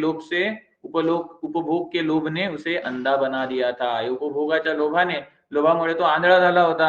अतः उसने उस धन के लोभ से उन पक्षियों का वध करके वर्तमान और भविष्य दोनों लाभों का तात्काल नाश कर दिया. म्हणजे त्या पक्ष्यांचं वध केलं, म्हणजे वर्तमानात जे काही सोनं मिळतंय ते सुद्धा नाही झालं आणि भविष्यात जे मिळणार होतं ते सुद्धा नाही झालं. कशामुळे? लोभामुळे. त्यामुळे हे राजा धृतराष्ट्र, पांडवांचे धन हडप करण्यासाठी तुम्ही त्या पांडवांचा द्रोह करू नका. म्हणजे काय, ते पक्ष्यांप्रमाणे आहेत. सोनं बाहेर टाकणाऱ्या पक्ष्यांप्रमाणे आहेत. त्या पक्ष्यांना तुम्ही मारून टाकायला जाऊ नका. इथे पुढे म्हणतोय, अन्यथा उन पक्षियों की हिंसा करने वाले राजा की भांति आपको भी मोहवश पश्चाताप करना पडेगा. जर तुम्ही पांडवांना अशा प्रकारे त्यांचं धन हडपलं तर तुम्हाला सुद्धा पुढे पश्चाताप करावा लागणार. कारण का, या द्रोहामुळे त्या प्रकारे सर्वनाश होईल ज्याप्रमाणे माशाचा सर्वनाश होतो. कधी? जेव्हा तो गरीला पकडतो. मग गरीला जो काही मांसाचा तुकडा लावलेला असतो त्याला मासा पकडतो पटकन, बरोबर, आणि माशाचं तोंड अडकतं त्यामध्ये आणि गरी वर ओढते तेव्हा माशाच्या तोंडातून आरपार जातो, माशाचं तोंड फाटतं आणि त्याच्या आयुष्याचं कायमचं नुकसान होतं. ज्याप्रमाणे गरीचे टोक पकडतो मासा आणि माशाचा नाश होतो, त्या पद्धतीने तुम्ही या पांडवांप्रतीच्या द्रोहामुळे तुम्ही सुद्धा नष्ट व्हाल त्या माशाप्रमाणे. त्यामुळे हे भरत कुलभूषण, ज्याप्रमाणे माळी बागेतल्या वृक्षांना परत परत त्यांचं सिंचन करत असतो आणि वेळेवेळेवर त्यामधून येणाऱ्या पुष्प म्हणजे जी फुलं आहेत त्याचा उपभोग घेतो, त्या पद्धतीने तुम्ही सुद्धा या पांडवरूपी वृक्षांना स्नेहजलाने, स्नेह म्हणजे प्रेममयी जलाने नेहमी शिंपत राहा. म्हणजे काय, या पांडवांवरती प्रेम करत राहा. ज्याप्रमाणे वृक्षांवरती आपण सिंचन करत राहिलो की वृक्ष आपल्याला फुले देतात, त्याप्रमाणे तुम्ही पांडवांना प्रेम देत राहिलात की पांडव सुद्धा तुम्हाला काय करणार, धनरूपी पुष्प देणार. म्हणजे पांडव सुद्धा तुम्हाला धन देत राहणार आणि तुम्हाला सुखात ठेवणार. म्हणजे महाभारताच्या युद्धानंतर 36 वर्ष धृतराष्ट्राला कोणी सांभाळलं होतं? पांडवांनीच सांभाळलं होतं.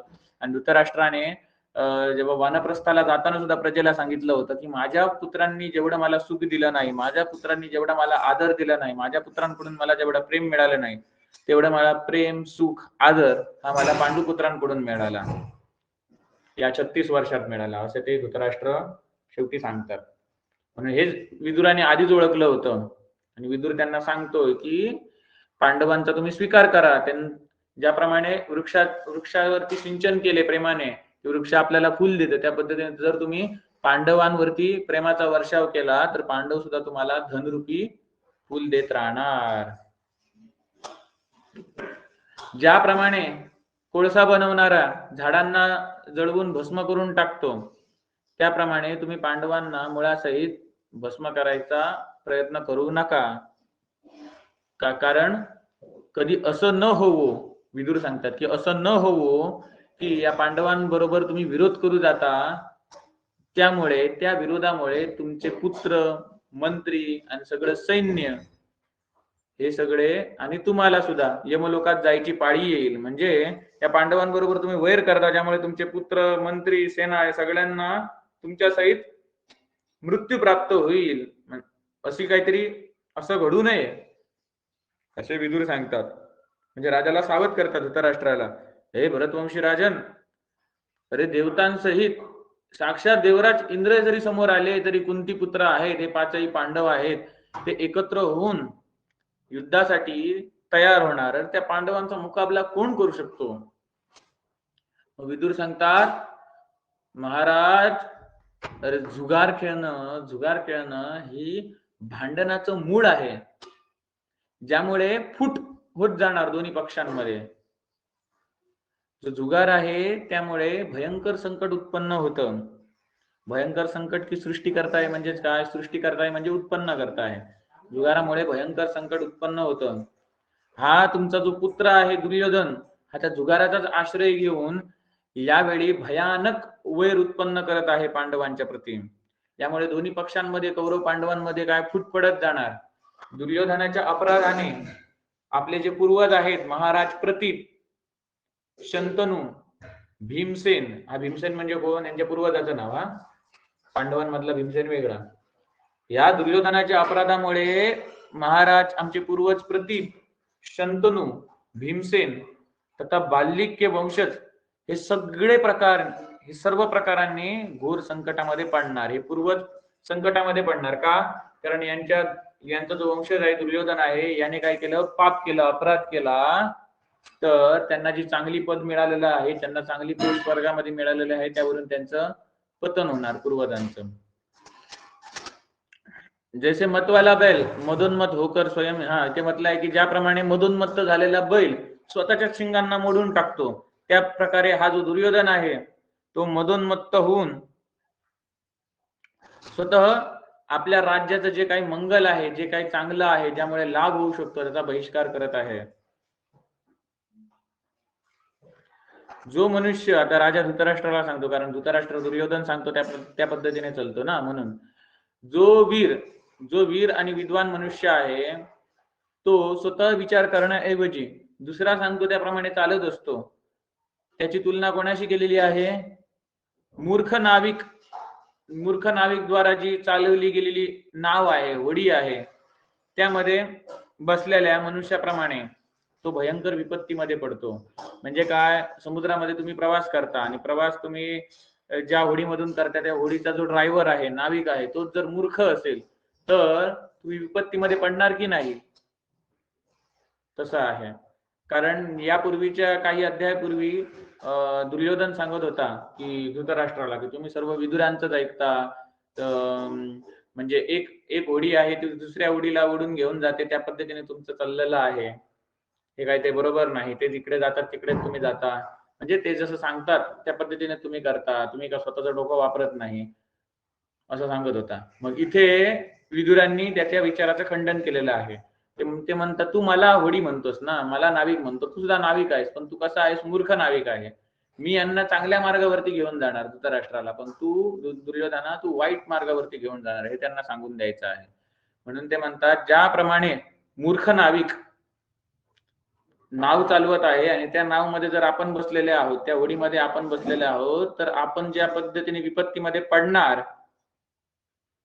त्या पद्धतीने तुम्ही जर दुर्योधनाच्या विचारांप्रमाणे चालला तर तुम्ही सुद्धा विपत्तीमध्ये पडणार. त्यामुळे वीर आणि विद्वान मनुष्य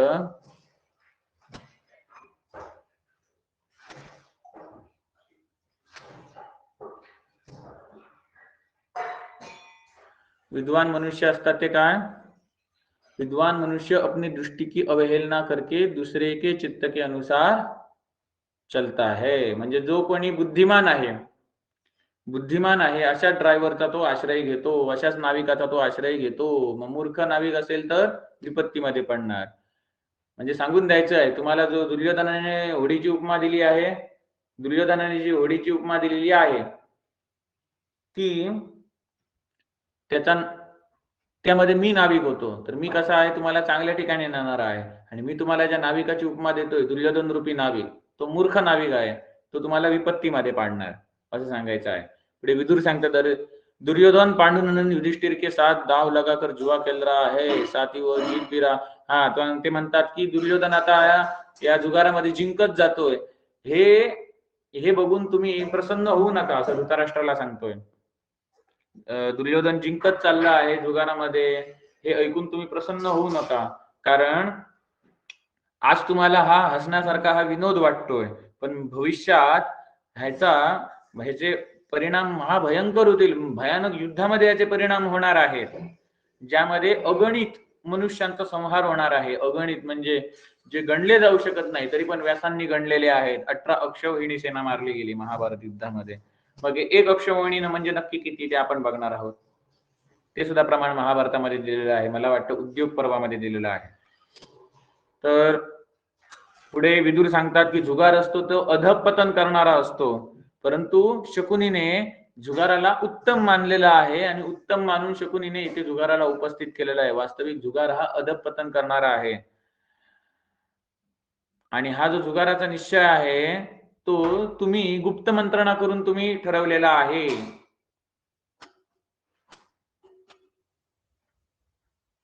आणि हा जो जुगाराचा खेळ आहे हा याचं पुढे मोठ्या कलहामध्ये रूपांतर होणार. अरे तुम्ही प्रतीप आणि शंतनू सारख्या राजाचे वंशज आहात. अरे प्रतीप आणि शंतनूच्या वंशांनो, कौरवांच्या सभेमध्ये मी सांगितलेली गोष्ट तुम्ही लक्षपूर्वक ऐका. ती विद्वानांना सुद्धा मान्य आहे. जर तुम्ही मूर्ख दुर्योधनाच्या पाठी लागत राहिलात, जर तुम्ही मूर्ख दुर्योधन सांगतोय त्या पद्धतीने तुम्ही जर चलत राहिलात आणि त्या पांडवांचा तुम्ही विरोध केला, तर लक्षात ठेवा वैराची जी भसभसती आग आहे त्यामध्ये तुम्ही उडी मारण्यासारखं आहे. त्या दुर्योधनाच्या नादाला लागून तुम्ही धगधगत्या आगीमध्ये उडी मारू नका. तर जुगाराच्या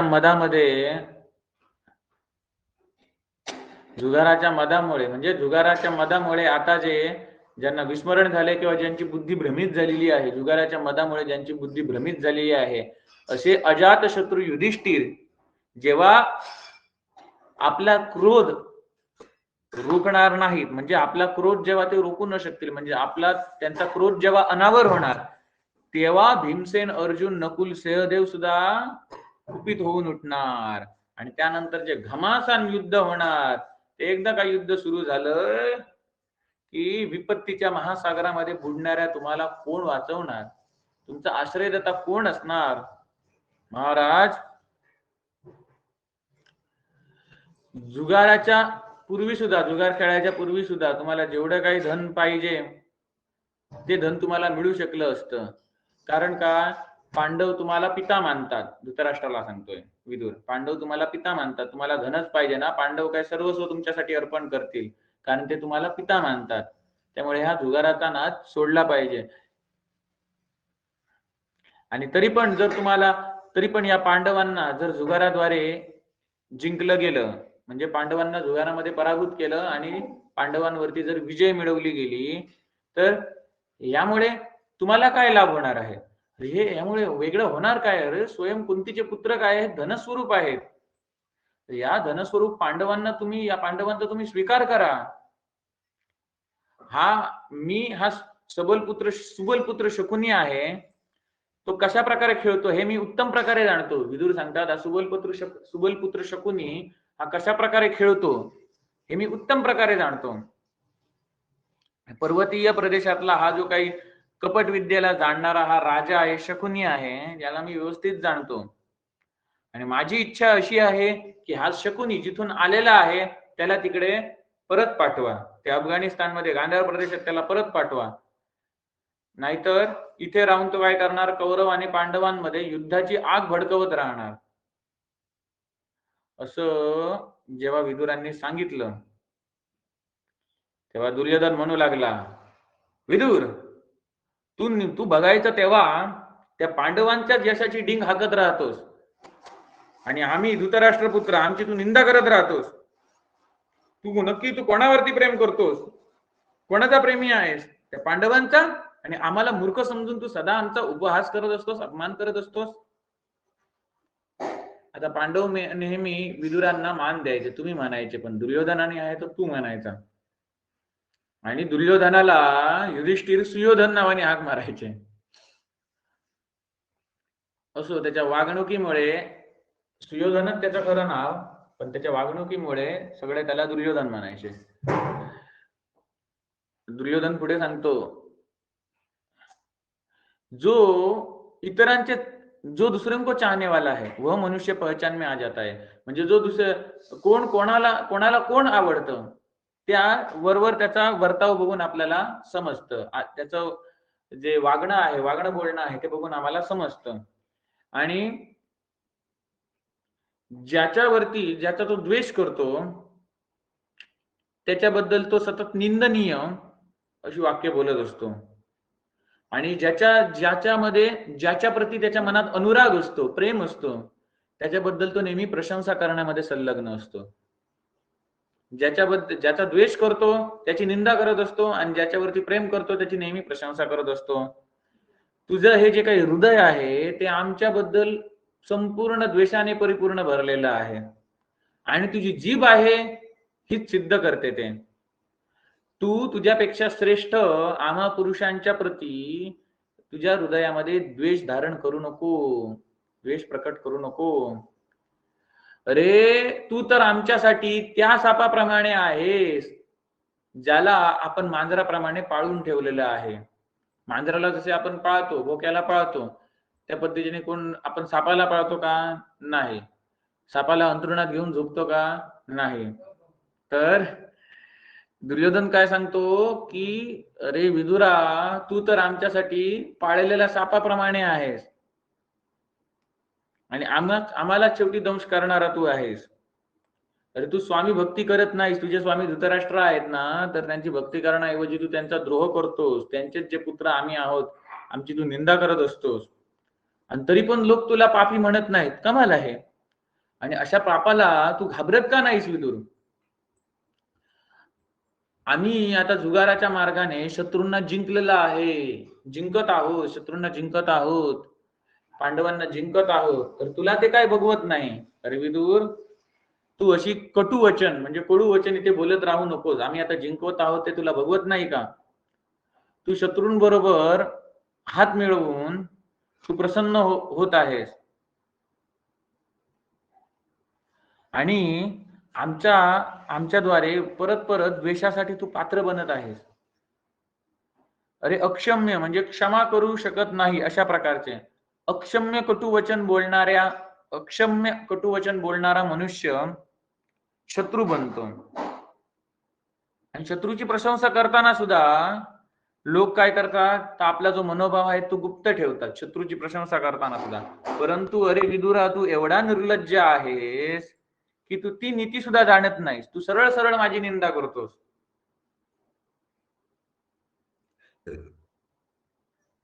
आणि तू आमचे हे जे काही काम चाललेलं आहे, मी पांडवांना आम्ही हरवत आहोत, त्यामध्ये तू बाधा का बनत आहेस? बाधा का आतमध्ये घालत आहेस? विघ्न का त्यामध्ये आणत आहेस तू? जे तुझ्या मनाला येतं ते तू बघ करत जातोस, काही विचार सुद्धा करत नाहीस. अरे विदूर तू आमचा अपमान करू नको. तुझ्या मनाला आम्ही जाणतो, तुझ्या मनात काय आहे ते आम्ही जाणतो. तू जरा मोठमोठ्या व्यक्तींजवळ जा, म्हाताऱ्या व्यक्तींकडे जा आणि काहीतरी बुद्धीची गोष्ट शिकून घे. आणि तुझे जे काही पूर्व अर्जित आतापर्यंत जी काही तू यश प्राप्त केलेले आहे त्याचं रक्षण कर, नाही ते यश सुद्धा तू गमावून बसशील. आणि दुसऱ्यांचे जे काही काम आहेत त्यामध्ये तू हस्तक्षेप करू नको. म्हणजे आम्ही जे काय करतो त्यामध्ये तू इंटरफेअर करू नको असं दुर्योधन सांगतोय. हस्तक्षेप करू नको. अरे विदूर मीच करता धरता पुरुष आहे असं तू समजू नको. आता इथे महत्वाचा उपदेश आलेला आहे. हा जरी दुर्योधन बोलत असला तरी इथे महत्वाचा उपदेश आहे. विदूर मीच करता धरता पुरुष आहे असं तू समजू नकोस. आणि आम्हाला नेहमी कडू कडू गोष्टी बोलत राहू नकोस. मी माझ्या हितासाठी दुसऱ्या कोणाचीच सल्ला घेत नाही. मी दुसऱ्या कोणाचाच सल्ला घेत नाही माझ्या हितासाठी. तुझा मी कशाला सल्ला घेऊ? जा, तुझं कल्याण हो.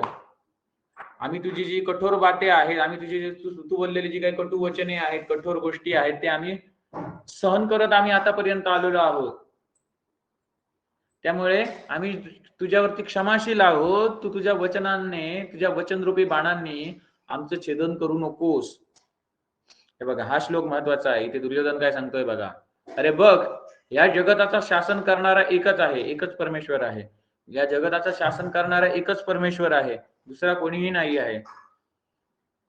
मातेच्या गर्भामध्ये झोपणारा जो शिशु असतो, म्हणजे मातेच्या गर्भामध्ये झोपणारा जो बालक असतो, त्याच्यावरती सुद्धा शासन कोण करतो? तो परमात्माच करतो. त्याचे श्वास सुद्धा चालू असतात. कोणाच्या कृपेने?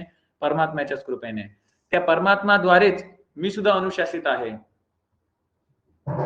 ज्याप्रमाणे खाली खाली वाहत जाणे हा पाण्याचा स्वभाव आहे, त्याप्रमाणे त्या जगन्नियंतेनेच हा स्वभाव पाण्यासाठी बनवलेला आहे, पाण्याचा गुण बनवलेला आहे की ते वाहत जाणे. त्याचप्रमाणे म्हणजे लिक्विडिटी म्हणजे द्रव हा पाण्याचा गुण आहे. त्याच पद्धतीने त्या परमात्माच्याच इच्छेनुसार, जगन्नियंतेच्या इच्छेनुसार मी सुद्धा ह्या कामामध्ये लागलेलो आहे, जुगाराच्या कामानुसार. असा दुर्योधन सांगू लागला. म्हणजे सगळा दोष कोणाला? परमात्माला देऊ लागला. म्हणजे त्याच्या इच्छेनुसार पान सुद्धा हलत नाही ना, म्हणजे माझ्याकडून हे वाईट काम करून घेणारा सुद्धा तोच आहे. मग हा प्रश्न जेव्हा जगन्नाथपुरीचे शंकराचार्य यांना विचारला गेला, तेव्हा शंकराचार्यांनी उत्तर काय दिलं? एक मुली होती, तिने विचारलं, सगळं काही ईश्वरच करतो, त्याच्या इच्छेशिवाय पानही हलत नाही. मग जे काय पाप घडतात, वाईट वाईट मोठे मोठे गुन्हे घडतात, ते सुद्धा ईश्वराच्याच प्रेरणेने घडतात का? तेव्हा शंकराचार्यांनी एक असं उत्तम समर्पक उत्तर दिलं होतं. ते शंकराचार्य म्हणाले होते की जी इलेक्ट्रिसिटी आहे ती आपल्या घरात येते. ती जर ट्यूबलाइट मध्ये गेली तर प्रकाश उत्पन्न करते, जर ती फॅन मध्ये गेली तर वारा उत्पन्न करते. म्हणजे इलेक्ट्रिसिटीच्या ठिकाणी जर आपण बल्ब लावला तर प्रकाश येतो, फॅन लावला तर वारा येतो. इलेक्ट्रिसिटी एकच आहे, पण त्याचे परिणाम वेगवेगळे आहे. आपण कशी वापरतो त्यावर आहे. म्हणजे परमात्माने आपल्याला शक्ती दिलेली आहे, त्या शक्तीचा वापर आपण कसा करतो त्यावरती आहे. म्हणजे आपण त्याचा चांगल्या कामांसाठी वापर करू तर त्याचा आपल्याला चांगलं फळ मिळणार, जर आपण त्याचा वाईट कामासाठी वापर केला तर आपल्याला वाईट फळ मिळणार. त्यामुळे चांगलं काम करणारे आणि वाईट काम करणारे या दोघांना शक्ती कोणी दिलेली आहे? त्या परमात्माने दिलेली आहे. त्याच्या शक्तीशिवाय चांगलीही कामं होऊ शकत नाही आणि वाईटही कामं होऊ शकत नाहीत. म्हणजेच काय? त्याच्या इच्छेशिवाय एकही पान हलणार नाही, परमात्माच्या इच्छेशिवाय. म्हणजे परमात्माने आपल्याला शक्ती द्यायचं काम केलेलं आहे. मग ती कशी वापरायची? चांगल्या कार्यासाठी वापरायची की वाईट कार्यासाठी वापरायची? ते व्यक्तिगत स्वातंत्र्य प्रत्येक जीवाला दिलेलं आहे, असं या प्रश्नाचं उत्तर आहे. जर समजलं नसेल तर हीच व्हिडिओ जरा पाठी करून तुम्ही बघू शकता, पुन्हा ऐकू शकता. पुढे दुर्योधन सांगतो, ज्याप्रमाणे एखादा मनुष्य पर्वतावरती किंवा दगडावरती आपलं मस्तक आपटतो आणि स्वतःलाच पीडा देतो, त्याचप्रमाणे ज्याच्या प्रेरणेने मनुष्य सर्पाला दूध प्यायला देतो आणि पाळतो, तोच परमात्मा म्हणजे काय म्हटलेलं आहे? त्या परमात्म्याच्याच कृपेने एखादा माणूस काय करतो? दगडावरती आपलं डोकं आपटतो. त्या परमात्म्याच्याच कृपेने, त्या परमात्म्याच्याच शक्तीनुसार एखादा माणूस सापाला सुद्धा आपल्याकडे दूध वगैरे देऊन पाळतो. त्याचप्रमाणे त्या परमात्माच्याच शक्तीचा वापर करून एखादा मनुष्य बळपूर्वक दुसऱ्यावरती आपला उपदेश लादतो. आणि त्या परमात्माच्याच शक्तीनुसार, त्या परमात्माच्याच शक्तीमुळे, त्या परमात्माच्याच कृपामुळे एखादा मनुष्य आपल्या व्यवहाराने, आपल्या काही ना काही व्यवहाराने एखाद्याला आपला शत्रू बनवतो. आणि अशा प्रकारे पुढे दुर्योधन सांगतो, अशा प्रकारे मित्रतेचे अनुसरण करणाऱ्या मनुष्याला विद्वान पुरुषाने त्यागलं पाहिजे. ज्याप्रमाणे कापराला आग लावल्यानंतर जो ती आग विझवायचा प्रयत्न करत नाही, त्याला काय? त्याची रखा सुद्धा मिळत नाही कापराची. त्यामुळे हे विदुर, जो शत्रूचा पक्षपाती आहे, आपल्याबद्दल जो द्वेष राखतो मनात आणि जो आपलं अहित करणारा आहे, अशा मनुष्याला आपल्या घरात ठेवू नये. त्यामुळे तुझी जिथे इच्छा आहे तिकडे जा. पांडवांकडे जायचं आहे ना, जा तिकडे. तर ज्याप्रमाणे कुलटा स्त्री असते, म्हणजे अशी स्त्री जिचं मन पुरुषाकडे आकर्षित होतं, तिला कुलटा स्त्री म्हणतात. ज्याप्रमाणे त्या कुलटा स्त्रीला गोड गोड गोष्टी सांगून सुद्धा कितीही सांत्वना दिली तरी ती शेवटी आपल्या पतीला सोडूनच जाते. त्या पद्धतीने तुला आम्ही कितीही समजावून सांगितलं तरी तू आमचं ऐकणार नाहीस, असं जेव्हा दुर्योधन सांगू लागला तेव्हा विदुर म्हणाले, अरे राजन, अरे जो इस प्रकार मन के प्रतिकूल किंतु हित भरी शिक्षा देने मात्र से अपने हितैषी पुरुष का त्याग देते कर देते हैं, उनका वह बर्ताव कैसा है यह आप साक्षी की भांति पक्षपात रहित होकर बताइए, क्योंकि राजाओं के चित्त के द्वेष से भरे होते हैं, इसीलिए वे सामने मीठे वचनों द्वारा सांत्वना देकर पीठ पीछे मुसलांचे आघात करवाते हैं. म्हणजे सांगायचं काय विदुरांना, की अरे मी जे काय बोलतोय ते तुला कडू वाटतंय, पण त्यामध्येच तुमचं हित आहे दुर्योधना. असा तुला माणूस मिळणार नाही, कारण तुला असे भरपूर लोक मिळतील जे तुमची स्तुती करतात. तुम्ही जरी चुकीचं जर काही करत असाल तरी तुमची ते प्रशंसा करतात, कारण त्यांना काहीतरी इच्छा असते धन लाभ होणार. यांची जरा स्तुती केली की, राजाची स्तुती केली की राजा आपल्याला काहीतरी देणार. पण मी राजाचं काही करून हित कसं होणार ते बघतो आणि त्यानुसार मी काय ते माझं वचन बोलतो. मी त्या माणसांपैकी नाही आहे जी राजाला गोड गोड गोड गोड बोलून दाखवतात आणि पाठीमागून मुसळीने आघात करतात. तसला मी नाही आहे, असे विदुर सांगतात. अरे राजकुमार दुर्योधन, तुझी बुद्धी आहे ती खूप मंद आहे. तू स्वतःला विद्वान आणि मला मूर्ख समजतोस. जो किसी पुरुष को सूर्योदय के पद पर स्थापित करके फिर स्वयं ही उस पर दोषारोपण करता है वह मूर्ख है. जो आपला सूर्योदय आहे असं म्हणतो आणि त्यानंतर परत काय करतो, त्यावरती दोषारोपण करतो, तो मूर्ख आहे. ज्याप्रमाणे जो श्रोत्रिय आहे त्याच्या घरामध्ये दुराचारिणी असलेली स्त्री, जिचं आचरण चांगलं नाहीये, वाईट आहे, अशी दुराचारिणी स्त्री कल्याणमयी अग्निहोत्र आदी कार्यांमध्ये ती पार्टिसिपेट होऊ शकत नाही, भाग घेऊ शकत नाही. त्याच प्रकारे मंदबुद्धी पुरुषाला कल्याणाच्या मार्गावरती लावलं जाऊ शकत नाही. ज्याप्रमाणे छोटी कन्या, कुमारी कन्येचा विवाह 60 वर्षाच्या पुरुषाबरोबर लावून दिला जाऊ शकत नाही. म्हणजे कुमारी कन्येला 60 वर्षाचा म्हातारा पती आवडत नाही. त्या प्रकारे म्हणजे छोट्या कुमारी कन्येला 60 वर्षाचा म्हातारा पती पसंत येत नाही. त्याच प्रकारे भरतवंश शिरोमणी दुर्योधनाला निश्चित माझा उपदेश रुचिकर नाही प्रतीत होता. म्हणजे माझा उपदेश काय आहे, आवडत नाही आहे. राजन, यदि तुम भले बुरे सभी कार्यों में केवल चिकनी चुपड़ी बातें ही सुनना चाहते हो तो स्त्रियों, मूर्खों, पंगुओं तथा उसी तरह के अन्य सब मनुष्यों से सलाह लिया करो. जर मी जे काही तुला सांगतो ती तुला कटू वचने वाटतात, जी तुझ्या चांगल्यासाठी आहेत, भल्यासाठी आहेत, ही जर तुला ऐकायची नसतील तर जा स्त्रियांकडे जा आणि त्यांची चिकनी चुपडी बातें ऐकत बस. ते तुझी स्तुती करत राहतील. स्त्री असतील स्त्रियांकडे जा, मूर्खांकडे जा, पंगू असतील त्यांच्याकडे जा. त्यांना काहीतरी तुझ्याकडनं लाभ पाहिजे म्हणून ते खूप तुझी स्तुती करतील. तू चांगला आहे चांगला आहे सांगत राहतील. तू काय करतोस ते योग्य आहे असं तुला सांगत राहतील आणि ते काय ते धन त्यांच्या वाटेचं धन देणार. तू खुश होऊन त्यांना धन देणार. जा त्यांच्याकडे.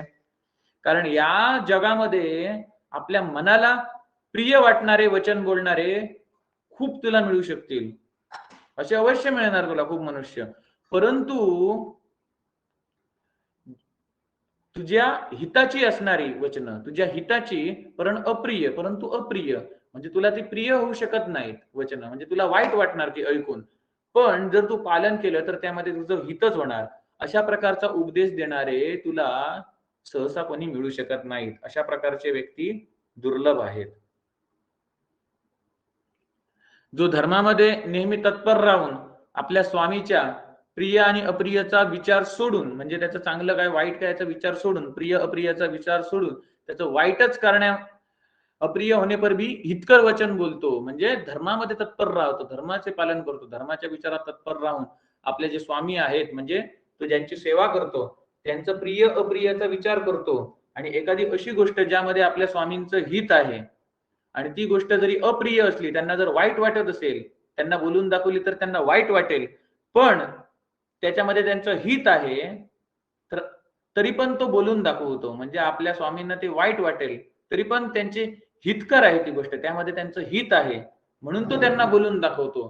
तोच खरा राजाचा खरा सहाय्यक असतो. तर पुढे विदुर सांगतात, अरे हा क्रोध आहे जो पी लेने पर मानसिक रोगों का नाश करने वाला है. ज्या ह्या क्रोधाची उत्पत्ती कशामुळे होते तर कडवी बातों से, माने कटुतापूर्ण वचन बोलल्यामुळे क्रोधाची निर्मिती होते. जो तीखा, तापदायक, कीर्तिनाशक, कठोर आणि दूषित आहे कोण क्रोध, जिसे दुष्ट लोक नहीं पी सकते. या क्रोधावरती नियंत्रण दुष्ट लोक कधीच नाही ठेवू शकत. क्रोधाचे शमन ते करू शकत नाहीत. जो सत्पुरुषों की पीने की वस्तू आहे, म्हणजे काय, सत्पुरुष आहेत ते त्याला आरामात शमन ज्याचे करू शकतात. इथे पिणे की वस्तू आहे, पी नाही सकते, याचा अर्थ काय, कुठं श्लोक आलेला आहे इथे हा. त्याचा अर्थ आपण जाणून घेतला पाहिजे. म्हणजेच काय, दुष्ट लोक त्या क्रोधाला पिऊ शकत नाहीत, म्हणजे काय, दुष्ट लोक आहेत ते त्या क्रोधाला पचवू शकत नाहीत, म्हणजे काय, दुष्ट लोक क्रोधाचं शमन करू शकत नाहीत. परंतु जे सत्पुरुष आहेत, जितेंद्रिय आहेत, ते क्रोधाला वश करू शकतात, क्रोधाला जिंकू शकतात, क्रोधाला शमन करू शकतात, क्रोधाला पचवू शकतात, म्हणजेच काय, क्रोधाला पिऊ शकतात. उस क्रोध को पीकर शांत हो जाइए, त्या क्रोधाला तुम्ही सुद्धा त्या क्रोधाचं शमन करा, म्हणजे त्या क्रोधाला पिऊन तुम्ही शांत व्हा. त्यानंतर विदुर पुढे सांगतात, मैं चाहता हूं कि विचित्र वीर्य नंदन धृतराष्ट्र और उनके पुत्रों को सदा यश और धन दोनों की प्राप्ति हो, परंतु दुर्योधन तुम जैसे रहना चाहते हो वैसे रहो, तुम्हें नमस्कार है, ब्राह्मण लोग मेरे लिए भी कल्याण का आशीर्वाद दे. तेव्हा हे विदुर म्हणाले काय, मी तर म्हणतो की विचित्र वीर्यनंदन राजा धृतराष्ट्र, याचबरोबर त्यांचे सुद्धा पुत्र कौरव, सगळे दुर्योधन, या सर्वांचं कल्याण होऊन दे, अशी मी इच्छा करतो. परंतु अरे दुर्योधना, तुला जसं वाटतं तसा राहा तू, माझा तुला नमस्कार आहे, तुला नमस्कार करतो. ब्राह्मण लोकांनी मला सुद्धा कल्याण होऊ दे असा आशीर्वाद द्या. अरे कुरुनंदन, मी माझं हृदय एकाग्र करून, माझं मन एकाग्र करून तुला मी सांगतो की विद्वान पुरुष उन सर्पों को कुपित न करे जो दांतों और नेत्रों से भी विष उगलते रहते हो. म्हणजे काय, विद्वान पुरुषांनी त्या सापांना सतवायचं नाही ज्यांचे नेत्र आणि दात दोन्हीही विषारी आहेत. म्हणजे सांगायचा उद्देश काय, तू पांडवांना कुपित करू नको. दुर्योधन काय ऐकला नाही, आणि शेवटी काय, युधिष्ठिरचे धन, राज्य, भाई म्हणजे भाऊ आणि द्रौपदी सहित अपने को भी हारना, हा पुढे अध्याय आलेला आहे. पण आजची आपली वेळ झालेली आहे. पुढच्या भागामध्ये आपण बघणार आहोत की युधिष्ठिरने आतापर्यंत जे जे काही हारलं, त्याच्यानंतर पुढे तो धन, उरलेलं धन, राज्य म्हणजे इंद्रप्रस्थ वगैरे, हे सुद्धा तो पणाला लावणार आहे, आपल्या भावांना सुद्धा पणाला लावणार आहेत, आणि शकुनीच्या आदेशानुसार, त्याच्या कपटपूर्ण आदेशानुसार द्रौपदीला सुद्धा पणाला लावणार आहे. आणि द्रौपदी वस्त्रहरणाचा जो प्रसिद्ध प्रसंग आहे, ज्यामध्ये भगवंतांनी वस्त्रावतार धारण केला होता, तो सुद्धा आपण उद्याच्या भागामध्ये बघणार आहोत. मग उद्याचा जो भाग आहे त्यामध्ये आपण काय बघणार आहोत, द्रौपदी वस्त्रहरणाचा प्रसंग आणि भगवंत त्यावेळी कसं वस्त्र रूपात त्या ठिकाणी आले. मग भगवंत तिथे धावत यावेत म्हणून द्रौपदीने कोणत्या शब्दांमध्ये भगवंताची स्तुती केली होती, परमात्माची स्तुती तिने कोणत्या शब्दामध्ये केली होती, जो भगवंताला अत्यंत प्रिय आहे, की भगवंत त्यावेळेला शाल्वा बरोबरच्या युद्धामध्ये बिझी होते, व्यस्त होते, आणि त्याच वेळी द्रौपदीचं इकडे हस्तिनापूरमध्ये वस्त्रहरण होत होतं, आणि तिकडे द्वारकेला युद्ध चालू होतं. द्वारकेवरती राजा शाल्वाने आक्रमण केलं होतं, ते सुद्धा सौभ नामक विमानाने आक्रमण केलं होतं. या सौभ नामक विमानाने शाल्वाने आक्रमण केलं होतं. यामधील हे युद्ध यादवांविरुद्ध त्यांनी केलं होतं. त्या युद्धाचा प्रसंग आहे तो विविध ग्रंथांमध्ये आलेला आहे, महाभारतामध्ये सुद्धा आलेला आहे, त्याचबरोबर श्रीमद भागवत महापुराणामध्ये सुद्धा तो प्रसंग आलेला आहे, हरिवंश मध्ये सुद्धा आलेला आहे वाटतं. तर त्या युद्धामध्ये कृष्ण व्यस्त असताना सुद्धा भगवान कृष्णांनी कसं वस्त्र रूप धारण केलं, मनुष्य रूपात इकडे युद्धामध्ये लढत आहेत आणि वस्त्र रूप धारण करून द्रौपदीची लाज राखली. तो वस्त्रावतार प्रसंग आपण उद्याच्या भागामध्ये बघू. राम कृष्ण हरी.